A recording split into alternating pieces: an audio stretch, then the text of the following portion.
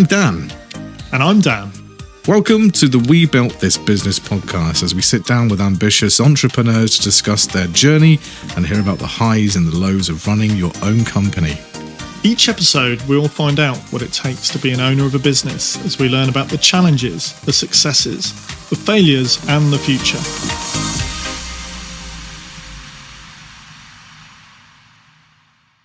So, welcome to the We Built This Business podcast with your host, Dan, today. This other Dan is currently on an event in Derby. He's hosting one of our office game shows. So today, Taylor, you're stuck with me, unfortunately, but I hope we have a good chat today.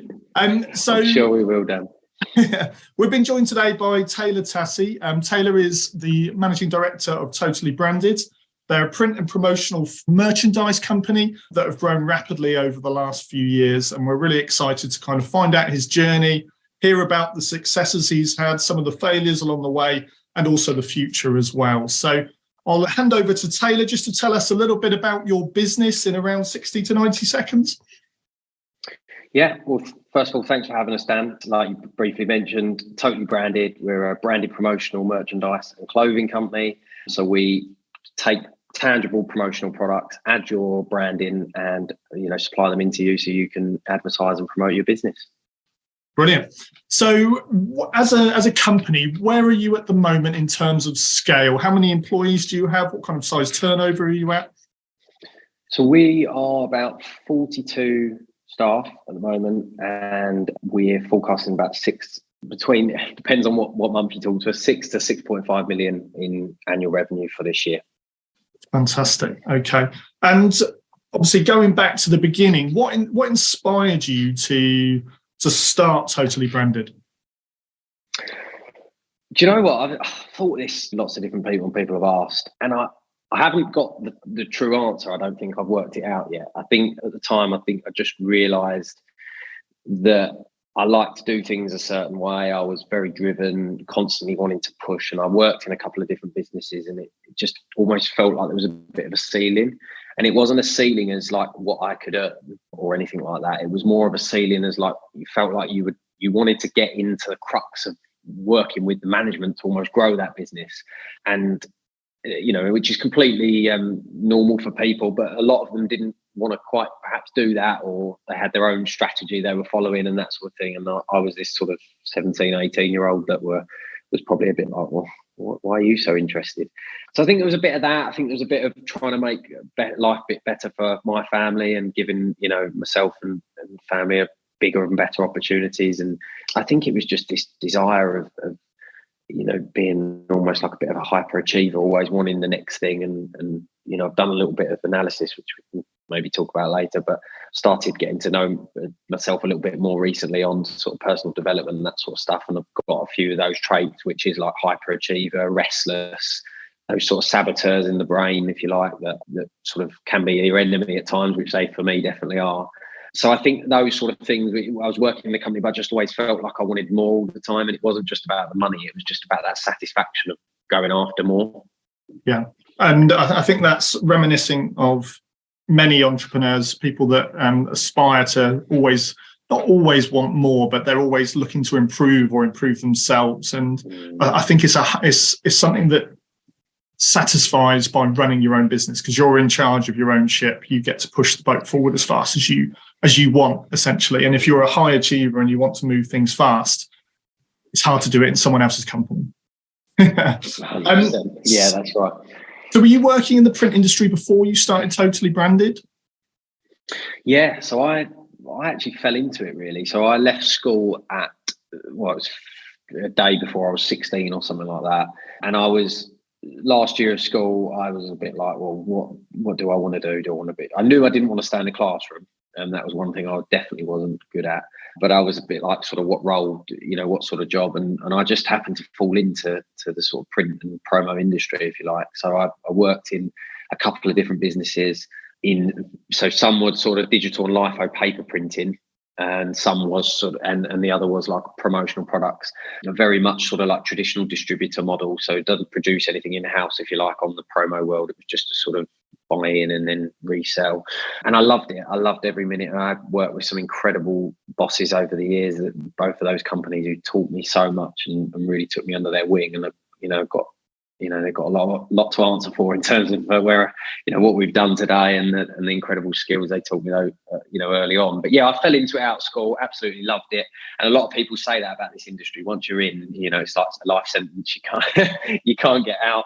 And yeah, and that's kind of it. I got in at 16 and I'm 24 now, and that's, still not out yet. So, I mean, at what point did you suddenly decide that you were going to go on your own? Did it, was it a particular day that you just said, look, I'm going to do it. I'm going to do it myself? I think it was. So I went into so I started in the promo world, and then I moved into digital and LIFO paper printing, so leaflets, flyers, that sort of stuff, selling into large. I was working in central London, and yeah, I just loved it. But then I had this sort of bright spark, if you like, that could I potentially almost merge the two a little bit. So could I, have a company that services a law firm, for example, and we can provide them with, all the digital and LIFO paper printing and the merchandise, both at a competitive price, and really sort of offer that one-stop solution. Because what I felt is that the promo companies were doing the promo, the print was doing the print, and they were buying off of each other and cross-selling if they were doing it, rather than bringing it all in one central location. We didn't end up going down that road in the end. We stuck to promo, and we kind of, I think it was I was only just coming up 18 at the time. So I was, a little bit more naive to everything. And in the end, we realised that wasn't the route we were going to go. We just stuck to promo. But yeah, I can't, to be honest, Dan, I can't recall a day where, like you hear these stories of people like, oh yeah, there was this day I had a real bad day and I fell out. That way, it wasn't anything like that for me. It was just something that I think was niggling away in the back of my head over probably the space of 6-9 months, I would say. And it's like just a natural progression into kind of running your own business. Just happened essentially. Yeah, it doesn't sound glamorous or particularly interesting, I know, but it's the truth. It wasn't, and it wasn't even that. When I was in school, I think I was quite entrepreneurial, if you like. I set up a hand car wash. Me and my cousin, who was just sort of my best friend at school, we set up a local hand car wash. We got the business cards. We came up with a price list. We did that, and we used to work 6 a.m. in Saturday morning all the way through, and we'd earn quite well out of that. And then we started a gardening business. I did some, grounds maintenance and things for people over the years. And I was always doing something that was off my own back, sort of in my spare time. But I didn't really, then I started trying to look at some eBay stuff and those kind of things to sort of build that. But I never really, had a plan where it was like, oh, I want to build up and get to a point and then I want to start on my own. I never really saw it. I think though it took a couple of years and those dots maybe connected. Yeah, all the traits, you essentially had all the traits growing up, and then when you went into the industry, you saw a gap and you've moved into that gap essentially. And so were you 18 when you started Totally Branded? I think it would have been about that, yeah. Yeah, so you're around 6 years in now. Yes, yeah, and I've got the grey hairs to show it as well.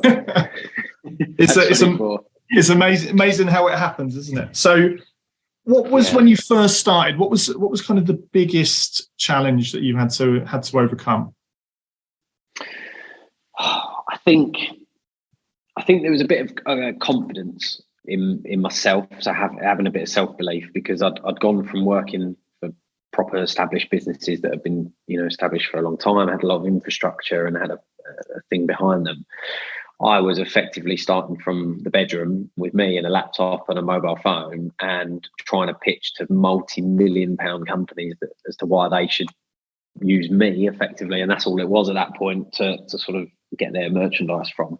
So I think there was a little bit of that. I needed, and I remember in the early days, and my dad, when he came on board, he used to go, oh, why do you say things like that? But I used to say, oh, I'll pop down to production and I'll ask them for you, and I'll have to speak to my boss and see if I can get that approved, for a discount and different things like that. And he used to look at me as if to say, why don't you just be honest with people? And I think it was a little bit of an insecurity as well. I was a bit like, oh, if I be honest with these people and tell them that it's just me from a bedroom, and I'm 18 years old, they're going to just think, well, we're not trusting you with a £50,000 a year marketing budget or something like that. And I think I've sort of outgrown that a little bit now, but still at times I still find myself doing that sort of stuff.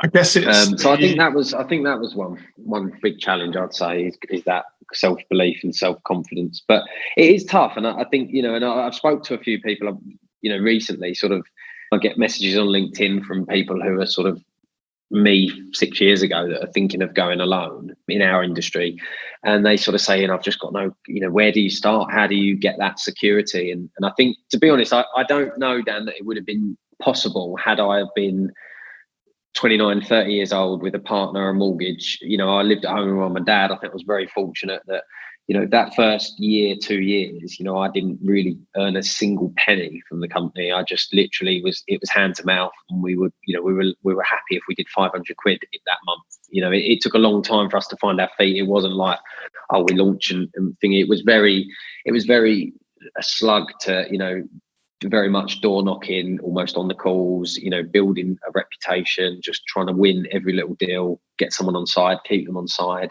And I think that, a monstrous amount of just relentless drive. If it hadn't have been for that was the biggest challenge, keeping motivated even on the days when you make 100, 200 calls and get nothing. Yeah. So overcoming those continuous objections. Can you remember the day when you got your first customer for Totally Branded? Yeah, can actually. Yeah. That was, so we launched a little sort of skin site. So in Promo World, you can get the skin sites where, you effectively just pay a company that pulls all different products in from different suppliers and pumps it out on a nice skin site. But you've got the same site as 100, 200 other companies. But that's how we started first. So we got that sort of skin site, and we put it up, and I didn't have any understanding or belief around digital marketing, SEO, anything like that at that point. It was just all I'd ever been told. The companies I'd worked at was traditional sales, take a catalogue and go knock on the door almost, build relationships and you get orders. And we put this site up, and it was the most surreal thing. I thought it was a joke because it'd been up a couple of days, and we had this email sort of notifications come say somebody's basically expressed interest in place. It wasn't an e-com site, but it allowed that. It was like a lead gen form, yeah. But they effectively said, we've seen these stress dice on your website. We want to buy 25 of them. I think it was £102 order. And they came through, and this lady, she gave me all the artwork and everything was done. And it was just the most smooth transaction I'd ever dealt with. I had never been exposed to that. I'd been exposed to, we want a quote for 100 of this. I've had 3 other quotes. Can we haggle? And then I'll get a week and I'll give you the artwork, that sort of stuff. This lady was just smooth as any. I thought, oh my God, I've just woke up and there's this, online inquiry come through. I've not had to knock on any doors. I've not had to do anything. And I think that was a pivotal moment for us. We were like, this online thing, that's got to be where we push. We've got to look at that as a sort of model. But that I do remember that as the online. That was our first order. Yeah, some stress dice. It was a little lady from home. I think 25 stress dice. Powerful though, isn't it? Because that is when someone actually parts with their cash. I remember when we got our first lead, and I almost had to phone round people and say, I'm just checking you're not winding me up here. This is not a scam. This is a genuine person that's actually looking to buy what we're offering. It's quite surreal. When you're in your bedroom and you've almost got that imposter syndrome, haven't you, that you're trying to overcome? Yeah. I think that's where that, you've got to say we, and you've got to say this, and you've got to say that, because if you said, bear with me, I'm just in my bedroom, I'm just going to go next door and check in my, cupboard to see if we've got that available, they'd be like, I don't know if this is the right place. It just doesn't sound. 100%. So you've got to always be in sales. It wasn't that you were, trying to sort of, create an illusion as such as for any negative reason. It was just you just didn't want to lose that confidence in somebody. Yeah, you've got to maintain what the company's, looks like online, essentially. Yeah, definitely. So you're now obviously, fast forward around 5-6 years. 42 team members. One of the biggest challenges I know that you've identified that you've been trying to overcome is recruitment. How is that progressing? So I would say it's improving, but it's been tough, and I think it continues to be very tough, and it's never where we need it to be. So I think in part it's probably, so we're in Norfolk, so it's fairly sort of sparse area. It's not very hugely populated compared to somewhere like London or something like that. So your pool of people that are looking for a role within that area probably a lot less. So I think that's one of the things that goes against us. But yeah, I mean, it's just for us, we feel like the only way we're combating it is we're trying to build a bit of a brand within the local area, so famous to a very few. We want to be well known within a 15-20 mile radius. So as a good place to work, as an employer that's trying to be driven, ambitious, we're trying to go somewhere, and we're trying to create careers for people rather than jobs. So because I don't think there's many places like that in this area and where we are, I feel like if we can create that will potentially help the people that are, aligned with our values and our DNA, as we call it, will be magnetized towards us. So we started with the usual Indeed adverts, that sort of stuff. And it's just, anybody I'm sure who's listening who's trying to recruit, I think at first I just thought it was us. I thought, we're not paying enough. The job ad's not right. And then I experimented, we increased salaries that we were offering, that sort of stuff. And it just continued, we didn't really get anywhere. Now, I think if you're prepared to wait 6, 8, 9 months and you've got no rush in terms of hiring, and it's just, if someone good knocks on the door, fantastic, well, then that's probably okay. But I don't know. I've never met anyone that is in that position, and we certainly are. And so I think one of the things we've tried to do is to start creating more video content from our staff, filming what it's like to work here, little snippets, little 30 to 60 second ads, which we've then used on Facebook ads to target, and Instagram actually, to target people that have expressed interest in jobs in the local area, that have been looking at roles on Indeed, not just with us, but with anyone, and people within that certain radius, to try and build that brand and the awareness, so that it's a little bit like, okay, if you are having a bad day and you've been contemplating, do I want to change? And then on your lunch break, you happen to see our ad and go, oh, that looks quite an interesting place. Oh, I'll pop the CV on. So we've kind of changed tack a little bit. We don't want to just be waiting until people are searching at night on Indeed. We want to sort of be prodding them, saying, when you're ready, we're here. And we've seen an improvement with that, but I would say that it's still not where we need it to be. And it is definitely one of, the thing that holds us back hugely. And it has done for about 2 years, I think. Yeah, it's a challenging market at the moment, isn't it? Because I know through obviously the COVID era, and then as we've come out, there's a decrease in the working population essentially. And I imagine that the print world, it's quite hard to work from home in the roles you're looking for.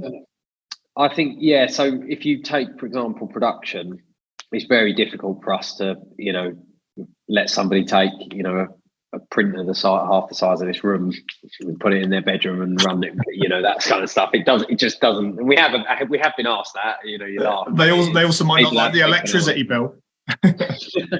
No, yes, neither do I. But I think that where we can accommodate it, we've tried. We've got a few people that work remotely, more in sort of accounts roles, finance, marketing. So we've got a bit, our pay-per-click manager, for example, is remote, that sort of stuff. So I think that where we can, we have. But you hit the nail on the head. In our sort of industry, it's just very, very. It's just practically not possible a lot of the time. And that's the challenge. But I think people are drawn to maybe these more attractive roles. Having said that, our sort of average, I can't remember, it changes every month, but our average age of employee is quite young.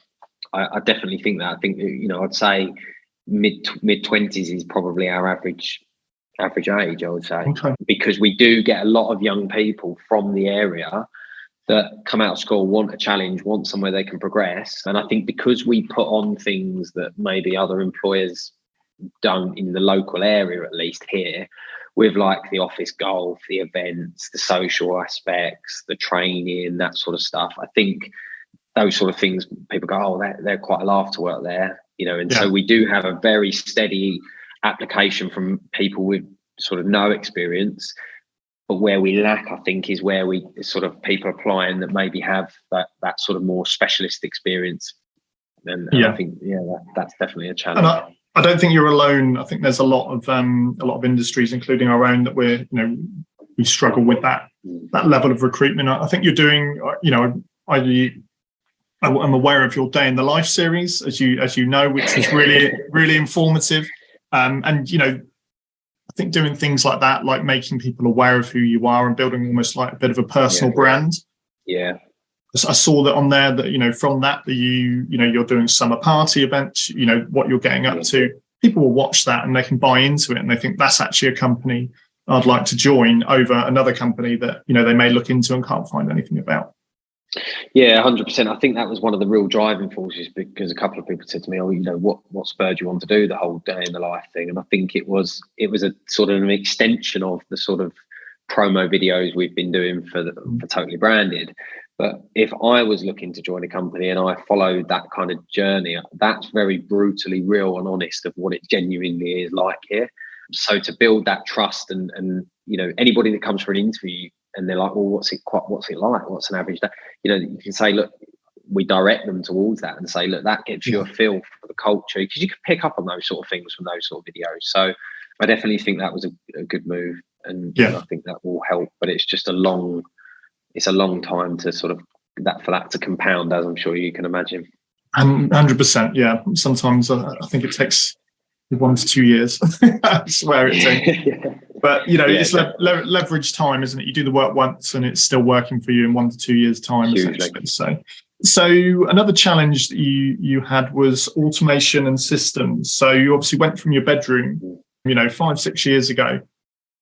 How did that progress into, employing 42 people, nearly £7 million in revenue? What kind of automation, what systems, challenges did you have along the way? I think that in terms of, over the years, there's been absolutely tons, but I think that we are probably feeling it now, Dan, more than ever. I think research proven, when I've read up on it, that sort of when you cross that 30 line in terms of numbers of people, everything changes, because, and I do feel that. And I think probably we crossed the 30 line about Christmas time, just gone.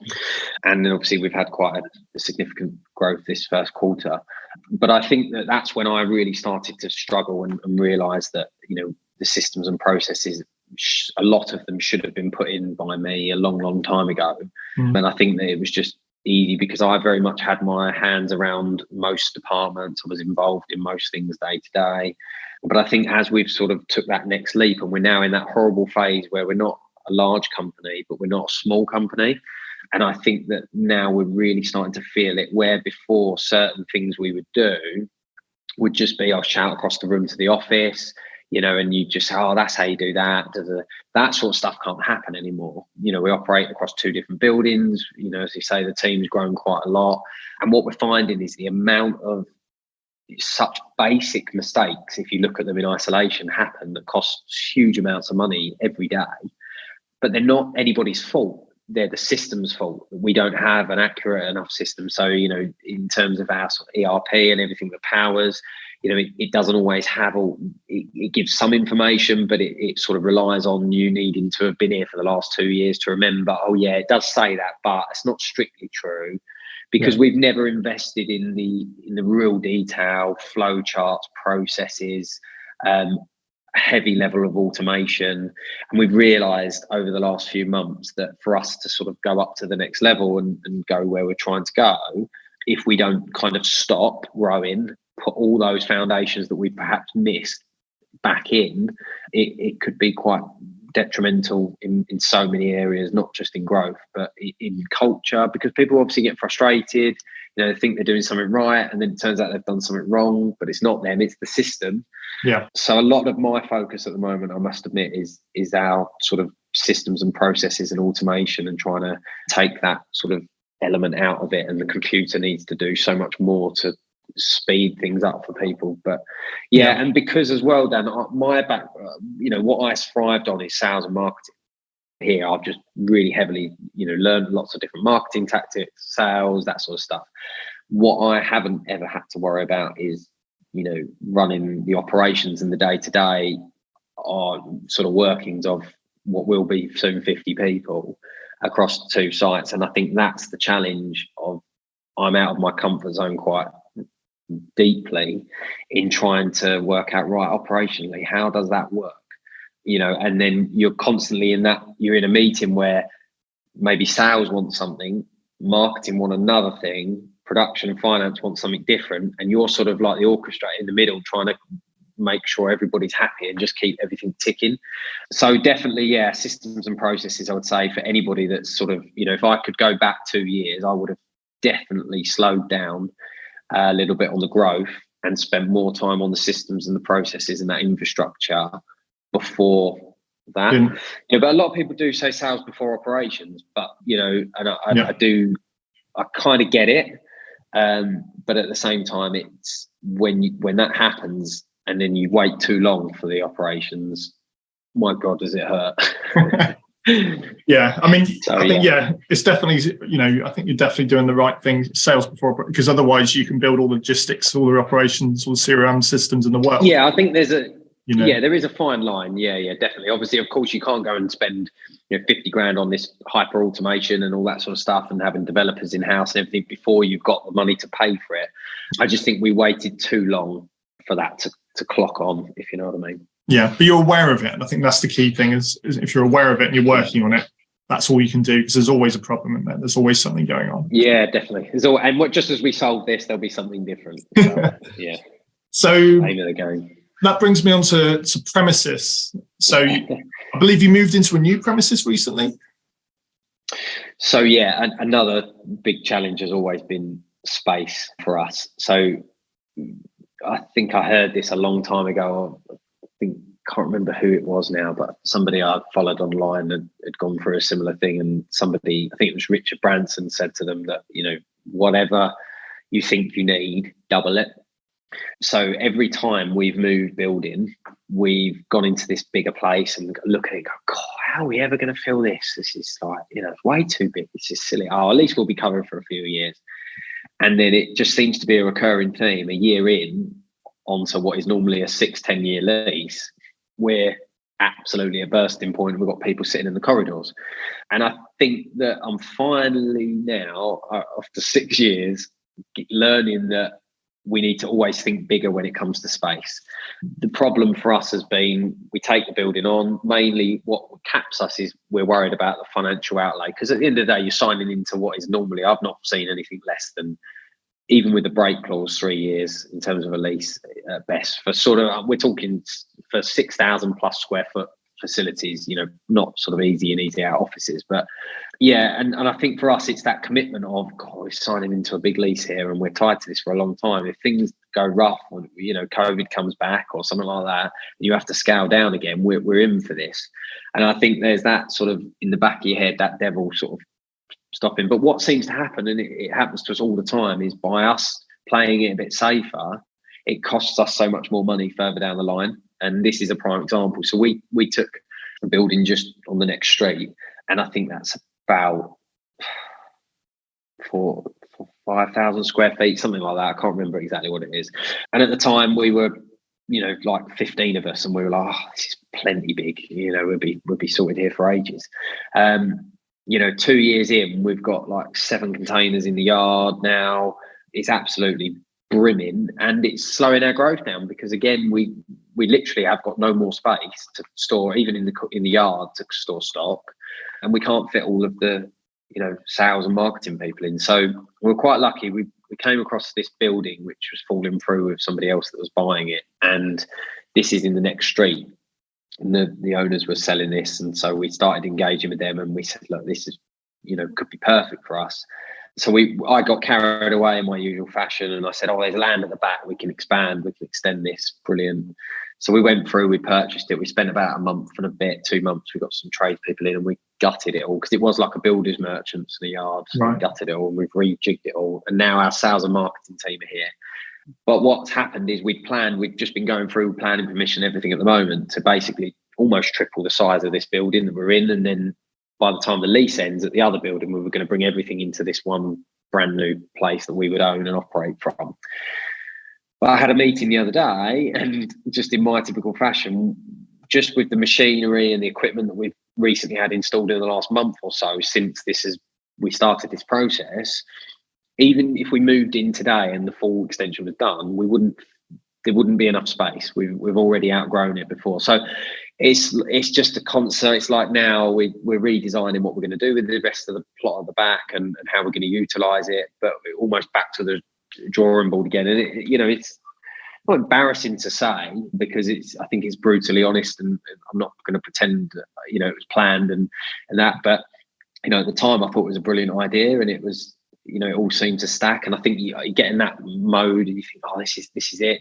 But I think one thing I'd love to work on a little bit more is just thinking that bit further ahead for me, because I think that's something we would have still done this, because regardless, we own it, so it's an asset for the company. You can always leverage that, and I think that it's a good opportunity for us to expand our sales and marketing. But in terms of to bring everyone in one place, it just seems to be every month the site we need just gets bigger and bigger, which is very frustrating. I think it sounds like it's definitely a problem, but it's also a good problem, as in because you're growing. Yeah. Yes, it is. Yeah, definitely. You're utilizing that space. There's not tons and tons of space that isn't being utilized. It's just like you said, it's constant worry of we're going to outgrow this now, and we've just spent trying to make it our place for years. Balance. Yeah, I know. Yeah. That's the thing. It's trying to find that happy balance between, you want to take on a big unit, but obviously you've got to cash flow that, and going back to that sales before operations. You need the money to be coming in really to be able to then go and front that. Yeah, and that's definitely a big challenge for us, spaces always. And I think that we probably will get lucky. Probably next year, I would say we'll be at a good size where there'll be enough cash flow there to sort of front something which is right. This really is. We're not just going to let Taylor choose this. We're going to get an expert, somebody in as an expert to forecast. Will this be enough size for the next 3-5 years? And I think that we'll be in a position, but it is tough. And even at a smaller scale, when we had our first little room as an office, when we first moved out of the bedroom, we thought that would do us for a couple of years. It was, 9 months, and that was, so you'd think we'd learn, but it's difficult when you've got to sign your name and personally guarantee to these big leases. I think it's a different kettle of fish. Yeah. That's why. It's hard to say I'm going to need 5 times more than I've got now in 3 years, isn't it? And say, well, let's do it now, because you can't envisage it. And no one knew COVID was going to happen, and all these things happened. But would you say it sped your growth up? Yes, massively. So I think COVID was an actual tipping point for us. So pre-COVID, we were sort of 50-50. So we still had sort of 50% of our business was the old school catalogue, going out and seeing customers, that sort of thing, and very much building relationships through cold calling and mailings, that sort of stuff. And then 50% was online and for our lead generation website. Obviously in COVID, nobody wanted to meet anybody, you couldn't. So what it done was it forced all of my time, whilst the world was in turmoil and nobody was buying tote bags and pens to have their logo on, it allowed me to really get my teeth into learning this SEO, PPC, social marketing, all that sort of stuff. And I did loads of courses, training, books, testing, measuring, experimenting with all of our platforms and sites. And we just saw, when you look at the sort of traffic growth online, it was just, that year of compounding work was just off the scale. So by some strange miracle, we doubled in size during COVID. So the first few months of COVID, we were like, okay, this was hell. And we were like everyone else in turmoil. But I remember by the July, we were absolutely, we couldn't work out how we'd done it, but we were just busy every day. We were, and it wasn't even just sort of stuff, it was companies like big housing developers that wanted branded water bottles, and they wanted them produced 15,000 of them mailed to every single person working from home's address with a personalized note. So, a lot of companies, we did do some branded face masks. So we did do some of those, and they went down really well. We didn't really jump on the bandwagon of selling all the gowns and all the PPE stuff. That's not us. We stuck to branded items, and we were quite busy with that. But it was all off the back of, I stand by that if I hadn't have spent that first 6 months of, when COVID really kicked in, really doubling down on our digital marketing, learning it for ourselves, because we wouldn't have been able to afford to outsource it during that time because of, every penny counted. And I really learned it. I knew the wording, I knew what people would search, and I was literally going in doing that myself. And I think that's what was a tipping point. And I don't think I would have ever given myself the permission to stop and do that had I not been forced to be locked down. Yeah, I would have still been out knocking on doors the traditional way. So, as horrible as it was, I think for this company, it was one of the best things in its history. This podcast is sponsored by Shazoo.co. They put together branded swag boxes for new employees that make the onboarding experience personal. Check out Shazoo.co today. Amazing story, amazing. And I guess since then, have you invested in digital marketing? Hugely, yeah. It's when we have our sort of board meetings and finance meetings, it's still get some funny looks at some of the monthly P&L amounts sitting in our marketing spend each month. So we've got a whole team now. We've got full-time, and we've got some digital marketing executives that are working on our website. We've got an in-house developer. We've got a pay-per-click ads manager, and we use a few different companies that consult on quite specialist things when we need it. And yeah, it's one of my sort of babies, if you like, of the company that we still haven't got a marketing manager for that to lead that department.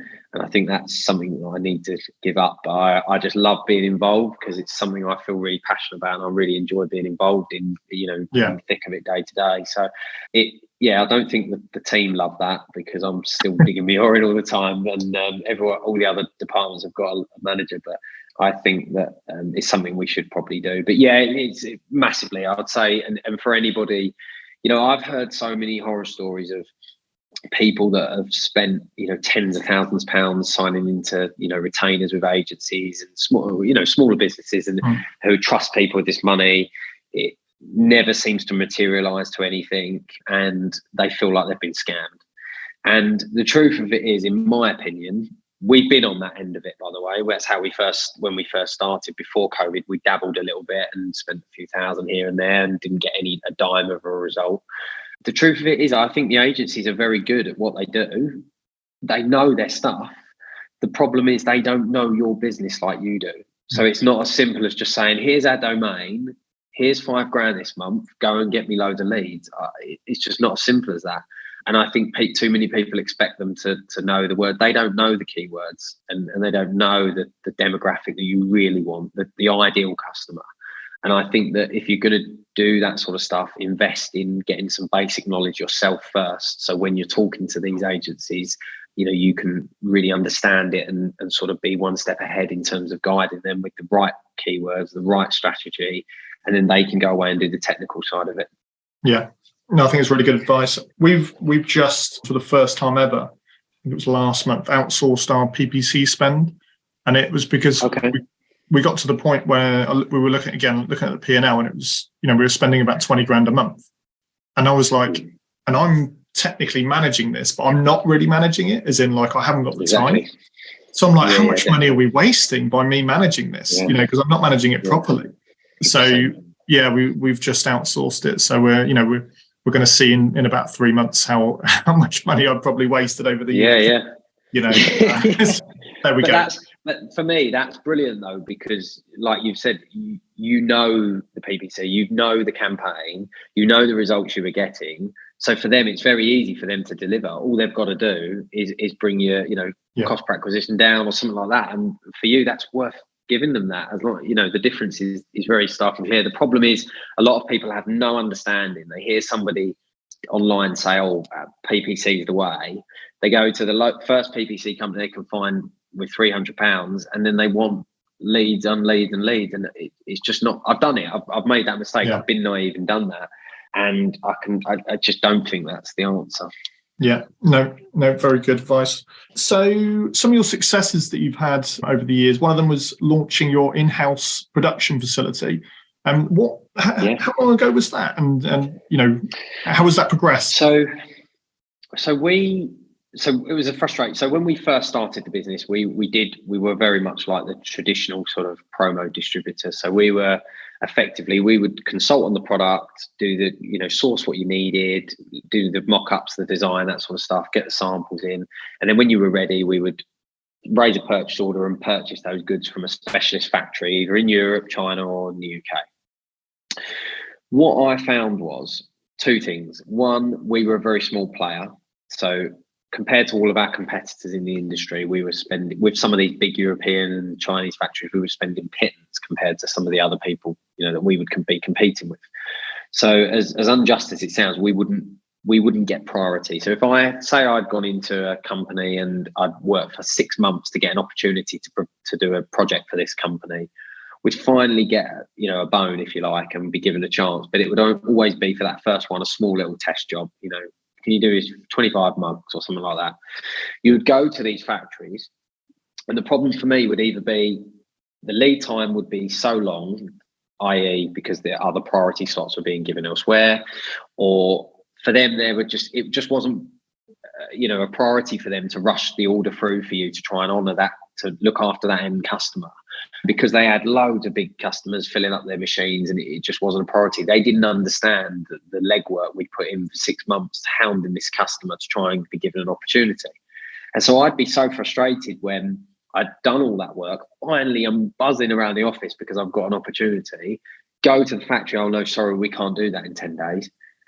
10 days to print 25 mugs. I mean, it's 30 minutes. It's not even 30 minutes work. Yeah, but we're too busy. And I just couldn't fathom it. And it was a real frustration for me. And I thought, I'm not doing this anymore. There's got to be more to this. Why is all of these companies in the UK not creating their own production facilities, when we're being told no for the most basic things? Now, years down the line, I know why most people don't create their own production facilities, because it's an absolute headache. But I do count it as one of the best things we ever did for this company. And it's the thing that sets us apart from our competition, so that we have our own in-house facility. We run nearly 24 hours a day. We have a day and a night shift, 5 days a week. And we can say yes when other people are saying no. So, if somebody's like we was 6 years ago, and they go to them and they come to us, they're probably going to get told no for something crazy like a mad request in 2 days. Whereas we have the ability that we've got full control. It's produced here in the UK. It's not in Europe. And we can do one notebook if you really need it, or we can do 1,000, and we can say yes when other people are saying no. And I think when we did that, another thing, and it was similar. I think we did that because you asked when we launched that, didn't you? So I think we started that probably about 2018. So it wasn't that far in. It was a couple of years in, and I think the first machine we got was a little mug press, little dye sub mug press, and then we went into sort of your t-shirt and heat pressing and doing that sort of stuff, and it's just evolved. And we got a hell of a lot of different decoration things now, and that's just growing all the time because we just see the value in it so much for our customers. Well, we've just been the benefit of that production facility, because we had a company that had an event in Barcelona, and they wanted something like 250 wireless chargers printed with their branding on. So we had a 10-day turnaround, and obviously being Barcelona, you had customs as well. So we obviously phoned and spoke with Jack, and he was like, okay, not a problem, we can do it. And they arrived after about 6 days, I think, in Barcelona, got through customs after 3, made it to the event on the 10th day. And I was like, why did we take that order? That was such a risk. Yeah.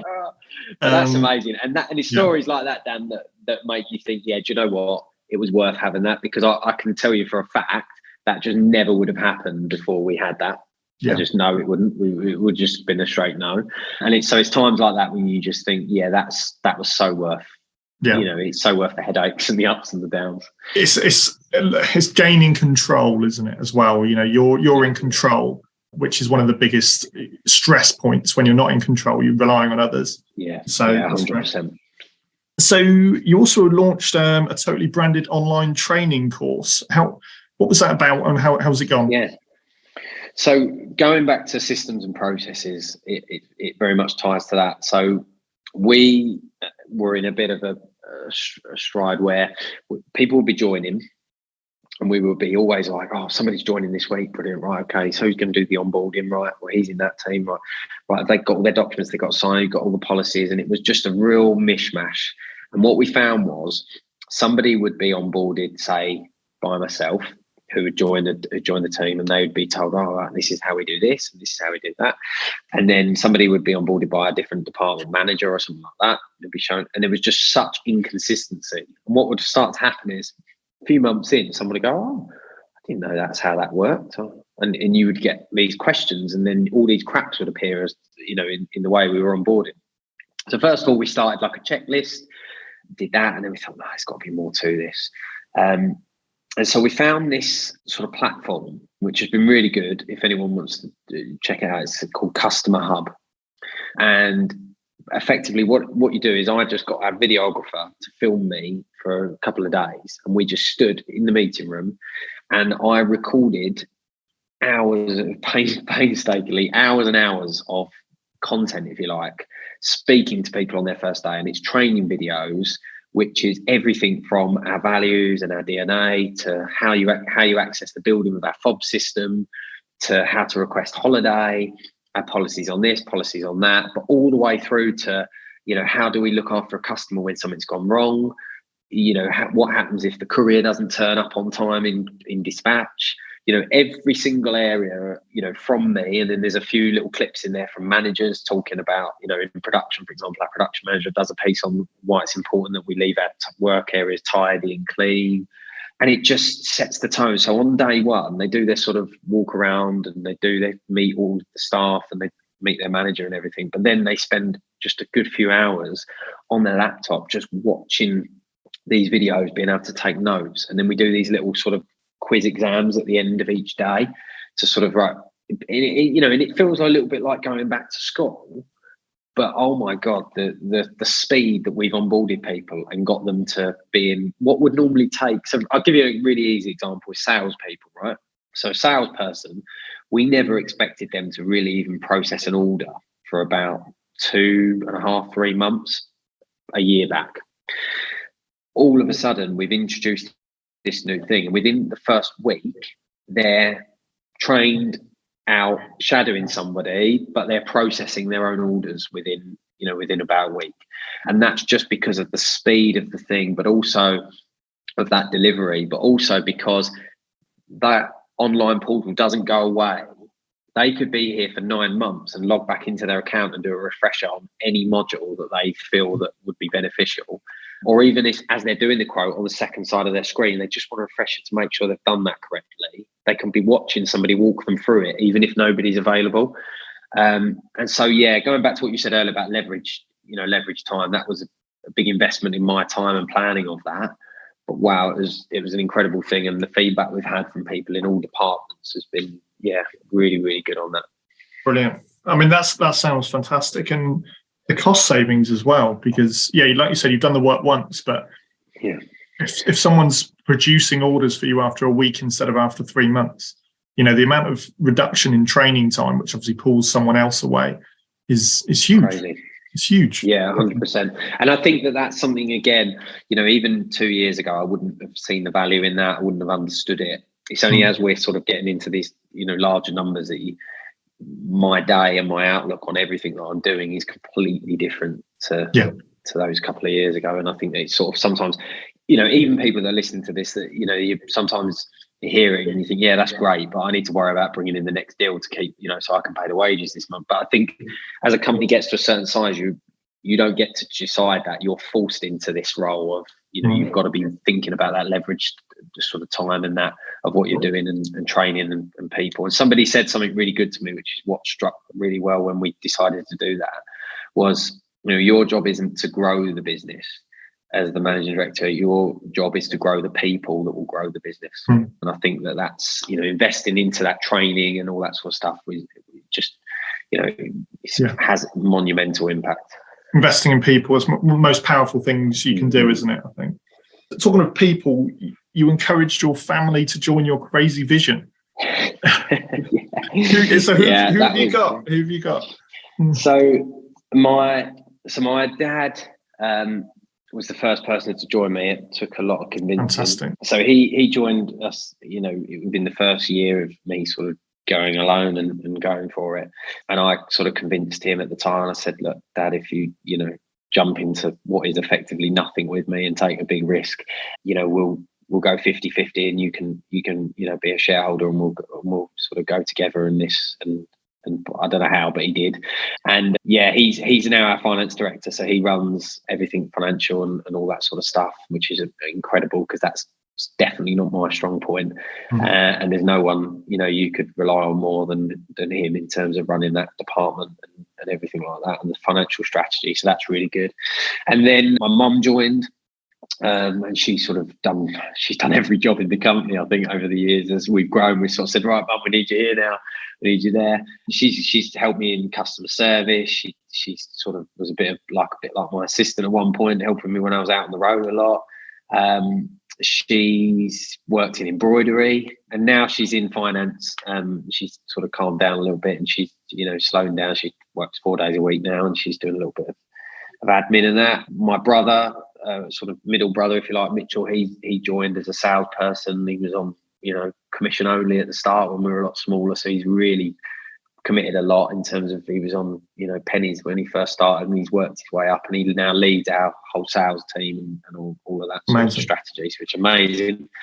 And then my youngest brother, he scares me a bit, because he's going to be 18 in a couple of weeks, and if I was him, if I think back to me at 18, and I wasn't half as knowledgeable, witty, and what he's done. So he leads our production and operations, and the guy's 17 years old, and he's a force to be reckoned with. He's leading not far off of 20 odd people a day and a night shift. He looks after all our new machinery, liaises with all of the suppliers in the UK, abroad. So by the time he's sort of like 24, 25, he could be doing some really, really great things. But and then my partner works here, Charlotte, my girlfriend. So she's in sales. It's a real family affair, if you like. Brilliant. Oh, I absolutely love that. I mean, that is you've got it. Have you got any pets? Could you get them? Yes, Ralph. Get them involved. He's normally the mascot. Yeah, he pops in. Doesn't do a lot, but he absolutely. No, I absolutely love that. That's a great. I mean, it's nothing better than obviously having your family around as well. I imagine it's challenging at times, though, if you're the boss. Yeah. We've had some ups and downs over the years, but it never normally lasts more than an hour or so. We're very lucky. Yeah. I'm incredibly lucky. The dynamic. A lot of people have asked me that and said, "Oh, it must have been it must be a real challenge." And it's never really felt like that. I must admit, I've heard people with horror stories and things, and I get it, and it's definitely not for everyone, I would imagine. But I've just been so incredibly lucky. It's only when you talk to people like you, Dan, on these sort of conversations, you realise just how lucky you are to have people. We literally can have really heated discussions, but it's never from a point of personal thing. It's always because they've got such a passion for this business and doing what we're all setting out to do and building something great, that it just channels through. And I think they're all, and I'm incredibly lucky that the way I describe it to a lot of people is that I'm working on tomorrow and they're working on today. And I'm not very good at running today by any stretch. I'm not a great manager at all. I'm trying to work on that, but I'm just not, because I'm very impatient. I'm a controller, and I'm very sort of on to the next thing. I start something and then I'm off. So whereas the guy's very good at grabbing something, go, right, okay, that's what he means. We've started it off. Now we're going to see it through and make sure it's done properly. And so we're incredibly lucky that I think that dynamic, and I think it's another reason why we are where we are today. Sounds brilliant. Love it. Absolutely love it. So what's next for Totally Branded? So obviously you're working on the future, so you must be looking towards 50 people. You've already mentioned 50 people. Yeah. So we've got our sort of hiring plan laid out. I think we're going to, sort of edge up to sort of 50 people, over the next few months, going back to recruitment if we can find them. But yeah, space. Space, yeah, 100%. That's the next big thing. But yeah, we're just about to launch an e-commerce website. So we've never sort of allowed that before. We've always been very much a lead generation, but we want to try and make our process for the customer experience as seamless as possible. So we've been working for about a year and a half on a brand new online portal, which will allow people to see all their previous orders, store all their artwork, create wish lists for different customers and that sort of stuff. So we're heavily working on that, which will allow a much better customer experience. We are looking at a few acquisitions within the space of sort of other businesses that are perhaps looking to move on and do other things and sort of grow the group a little bit. We have our sights, and it will be a while yet, but we do have our sights, and we've started to have some very brief conversations into Europe. We would love to, expand into Europe, but we just want to get the UK right first. But yeah, for us, it's just about just creating a fantastic brand that, isn't necessarily the biggest, but we want to be, truly trusted, and we want to have a really good reputation with our customers that, sometimes, especially in our industry, things go wrong, and we want to be the company that you've got confidence in, that if something does go wrong, we'll be the first to put our hands up and help you put it right, and make that as seamless, and we're not trying to scurry out of it, and we just want to say yes more than we say no, and make things a lot smoother for customers in this sector, because it is a tricky sector at times. There's lots that can go wrong, like you said, with international shipping and printing onto goods and that sort of stuff. There's so many variables and things that are not as easy as just buying something plain and drop shipping it somewhere. It's not quite as simple as that. So we want to try and make it as Amazonian, if you like, as you can, so that buying this sort of stuff becomes very painless and an enjoyable process. Amazing. Sounds fantastic. And if people wanted to obviously find out more about you and find your website, what's the website address? It's www.totallybranded.co.uk. And as I say, we're pumping a few things out on YouTube. I regularly speak to people on LinkedIn. So, if anyone wanted to chat, love to speak. Great stuff. Well, thank you very much, Taylor. It's been a fabulous story. Only 6 years in, it's scary to think where you're going to be in another few years. So I think we'd love to have you back on maybe in 2 years' time and see how you've progressed over those 2 years. But that was We Built This Business with Taylor Tassie. So until next time, thanks very much.